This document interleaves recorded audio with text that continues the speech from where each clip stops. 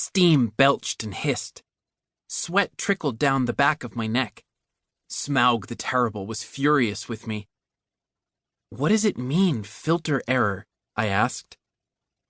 "Here." Mr. Apatan wiggled the hose where it fed into Smaug's gleaming chrome back. The blinking red error light went dark. "Better?" "I think so." Smaug gurgled happily and began boiling once again. "Good. Were you pushing buttons?" "No," I said.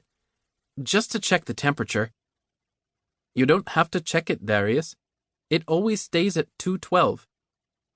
"Right." There was no use arguing with Charles Apatan, manager of the tea haven at the shops at Fairview Court. He was convinced, despite all the articles I printed out for him, he refused to read web pages, that each and every tea should be steeped at a full boil, whether it was a robust Yunnan or a fragile Gyokuro. Not that Tea Haven ever got such fine teas. Everything we sold was enriched with antioxidants, or enhanced with natural superfruit extracts, or formulated for health and beauty. Smaug, the irrepressibly finicky, was our industrial-strength water boiler. I named it Smaug my first week on the job, when I got scalded 3 times in a single shift. But so far, the name hadn't stuck with anyone else at Tea Haven. Mr. Apatan passed me an empty pump-action thermos. "We need more blueberry acai bliss." I shoveled tea from the bright orange tin into the filter basket, topped it with 2 scoops of rock sugar, and tucked it under the spigot. Smaug, the unassailably pressurized, spat its steaming contents into the thermos. I flinched as boiling water spattered my hands. Smaug, the chiefest and greatest of calamities, was triumphant once more. As a people group, Persians are genetically predisposed to like tea. And even though I was only half Persian, I had inherited a full-strength, tea-loving gene sequence from my mom. "You know how Persians make tea?" my mom would ask. "How?" I would say.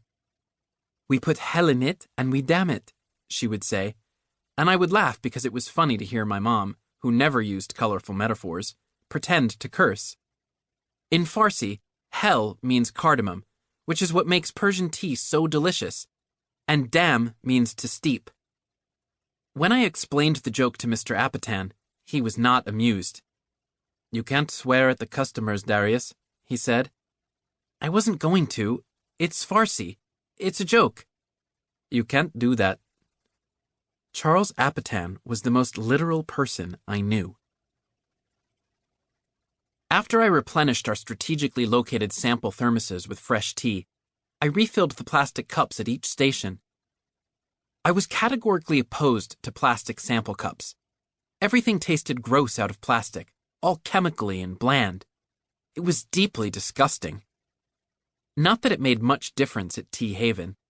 The sugar content in our samples was high enough to mask the taste of the plastic cups. Maybe even high enough to dissolve them, given enough time. The Tea Haven at the shops at Fairview Court was not a bad place to work. Not really. It was a significant upgrade over my last job, spinning the daily special sign at one of those take-it-and-bake-it pizza places, and it would look good on my resume.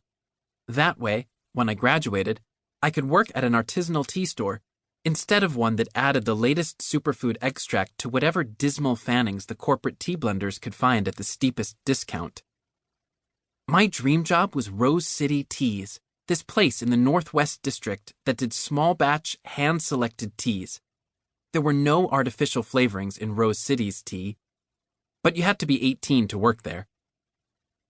I was stuffing the cups into their spring-loaded dispenser when Trent Bulger's hyena laugh rang through the open doorway. I was completely exposed.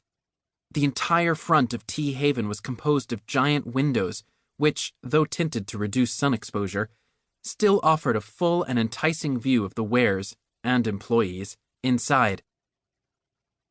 I silently wished for the sun to bounce off the window, blinding Trent and cloaking me from what was sure to be an unpleasant encounter.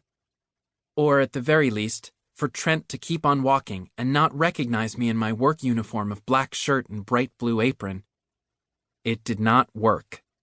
Trent Bolger rounded the corner and instantly got a sensor lock on me. He grabbed the door frame and swung himself into the store, followed by one of his soulless minions of orthodoxy, Chip Cusimano. "Hey, these nuts!"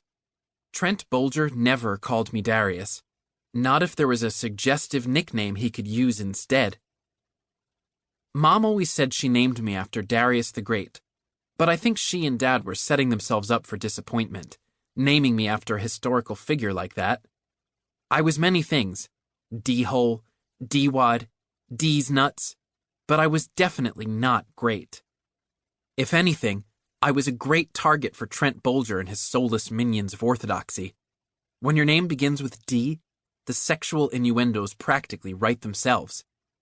At least Trent was predictable.